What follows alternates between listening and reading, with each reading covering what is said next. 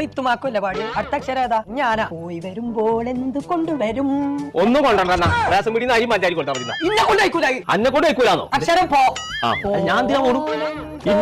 ഈ പാട്ടല്ല, പാട്ടല്ല, റേഷൻ പീടിക്ക് പോകുന്നു. നിങ്ങൾ ഗ്രൂപ്പിൽ നിന്ന് ലെഫ്റ്റ് അടിച്ചാൽ ആ ഫോൺ എടുത്താ അത് വാങ്ങി തന്ന അന്ന് വായിച്ചതിന്റെ കാര്യം. അത് ലെഫ്റ്റ് അടിച്ചോ. ലെഫ്റ്റ് അടിച്ചില്ലേ, അഞ്ച് അടിച്ചിക്കൊന്നല്ലേ. അക്ഷരം കോ. കോന്നോ? കോയാ പോ കൊമ്പൻ കോയാ പോ. ഫോണും എന്ന് ഇതാക്കി തുടങ്ങിക്കോ. അന്ന് വാങ്ങി തന്നെ